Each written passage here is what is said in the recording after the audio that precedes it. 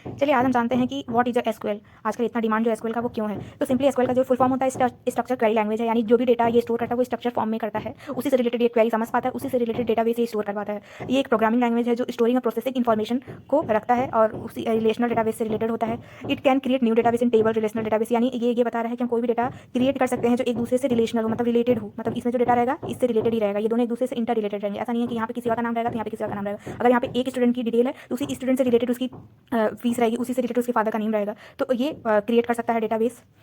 उसके बाद it can execute query against the database relational, यानी अगर हम कोई भी चीज़ें इस टेबल से निकालना चाहते हैं, यानी हमारे डीबी में सारे डेटा स्टोर हैं, हमें इस रो से रिलेटेड डेटा निकालना है, तो हम वो क्वेरी यानी वो क्वेरी उसके अगेंस्ट क्रिएट कर सकते हैं, एग्जीक्यूट कर सकते हैं कि यानी मुझे इस टेबल का डेटा चाहिए, मतलब इस टेबल का डेटा चाहिए तो मुझे निकाल के दो, वो हम क्वेरी यहाँ पे रन कर सकते हैं।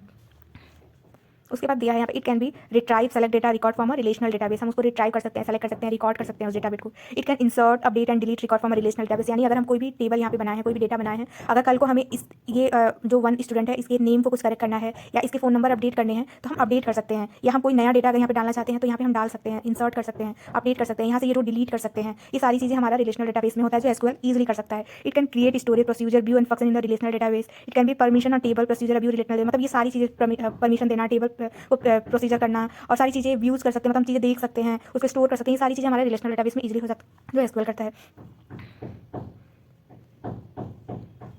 अब ये बोल रहा है कि मतलब बता रहा है कि एसक्यूएल ही क्यों यूज़ करना चाहिए, लोग एसक्यूएल ही क्यों इतना यूज़ करते हैं। तो एसक्यूएल एक पॉपुलर क्वेरी लैंग्वेज है जो डेटाबेस पे वर्क करता है। ये पोर्टेबल है, मतलब बहुत इजीली एक्सेस कर सकते हैं, जो प्रोसेस है बहुत ही क्विकली क्वेरी रन हो जाता है, मतलब इसमें आपको कोडिंग आने की जरूरत नहीं है, जैसे आपको कोई भी कोडिंग लैंग्वेज की नहीं है, बहुत इजीली आप ये चीज़ें रन कर सकते हैं। इट यूज स्टैंडर्डाइज लैंग्वेज, बहुत ही अच्छे स्टैंडर्ड वे में ये लैंग्वेज को समझ सकता है। मल्टीपल डेटा व्यूज आप देख सकते हैं, ओपन है जो ओपन सोर्स कोड, मतलब इजीली ओपन करके देख सकते हैं। और भी ये सारी चीज़ें जो यहाँ पे दिया हाईली इंटरेक्टिव है। और SQL implement the different programming language में इजी रन डेटा एनालाइज, मतलब कोई भी चीज़ें बहुत इजीली आप इसको एक्सेस कर सकते हैं, देख सकते हैं कि सारी चीज़ें हैं।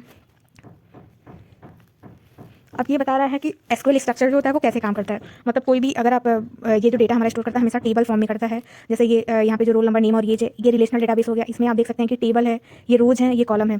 जैसे ये कॉलम होते हैं जो यहाँ पे बना हुआ है 1 2 and 3, और यहाँ पे जो डेटा स्टोर हो रहा है इस रोज़ में, इसको रोज़ कहते हैं। यानी यहाँ पे देखिए जो 2 वाला है ये हमारे रोज़ हो गए, और ये जो रोल नंबर नेम और एज यानी जो ऐसे कॉलम बने 1 2 3 ये हमारे कॉलम हो गए, इस तरह जो जाएगा वो हमारा रोज़ हो जाएगा। इस फॉर्म में हमारे ये डेटा स्टोर रहते हैं। अब देखिए एसक्यूएल का प्रोसेस क्या होता है। एसक्यूएल क्वेरी होता है, फिर एसक्यूएल लैंग्वेज प्रोसेस करता है, फिर डीबीएमएस इंजन में जाता है, फिर डेटाबेस हमारा निकल के आता है। यानी हम एसक्यूएल में क्वेरी अपना रन करते हैं,